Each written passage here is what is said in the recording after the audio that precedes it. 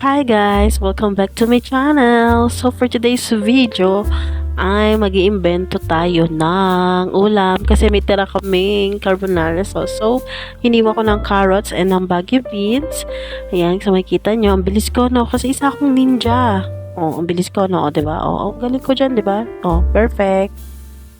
Tapos, hiniwa ko na yung repolyo pero tatanggalin natin yung gitna kasi hindi naman natin makakain yan. Kaya, tanggalin natin para hindi sayang sa oras. So, hiniwa-hiwa ko yan. Ang perfect. O, ba't pantay-pantay yan? Walang lapis, walang kulang. Bilang ko yan. Tapos, hindi ko alam yung tawag sa gulay na yan. Basta pang kimchi yan. So, hiniwa-hiwa ko lang din siya ng maliliit. And, di pa nga pahugas yan. Sabay-sabay ko na yan hugasan. And then, sinunod ko na ang sibuyas. Yan, and then, itlunod ko na ang bawang. Ang bilis ko maghiwa, no? Kasi nga, sobrang praktisado na ako sa paghihiwa. Dati kasi ako assassin. Charot! So, dahil ready na, painitin natin ang kawali at pag mainit na, ilagay na natin ang butter! And then, pag tunaw na siya, ilagay natin ang sibuyas. Okay, igisa lang natin. And then, isunod natin ang bawang. So, inuuna dapat talaga ang sibuyas kasi mabilis tutong ang bawang. And then, ilagay natin ang carrots. And igisa ulit natin yan. Kasi, para masipsip ng carrots ang butter. And then, isunod natin ang baggy beans.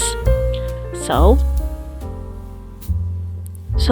lagyan na natin siya ng paminta and patis para masipsip at magkaroon agad ng lasa ang gulay.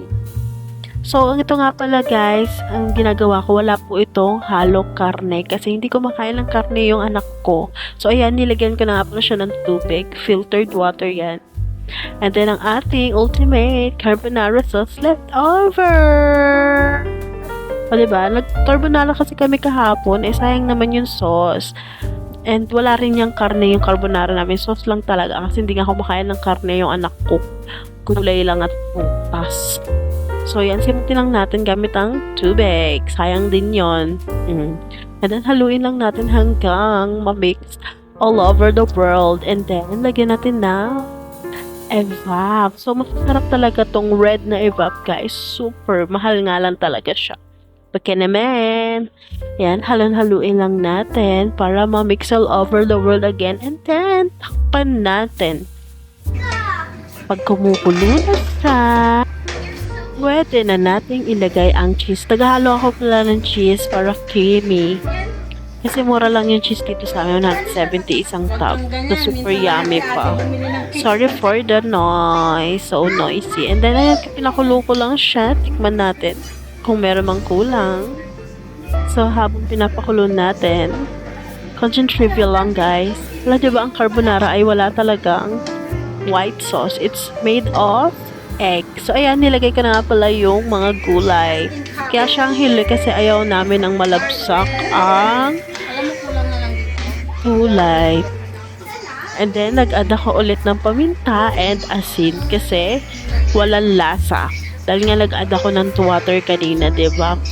So, ready na to guys. Pakuluin lang natin. Pero pwede na yan. Oh, it's so yummy. Alam nyo, para siyang sopas, pero hindi siya pwede maging sopas kasi, super sarap niya. As in, para siyang seafood egg. Kulang lang. Kaya nga, nag-add kami dyan ng egg. Naglaga yung mga kapatid ko para sa mga bata. Sorry sa voice ko kasi may sipon ako. Oh no. Sorry. So, ready na guys. So, nag-add ako ng egg dyan. Hindi lang kita. Pero maraming salamat po.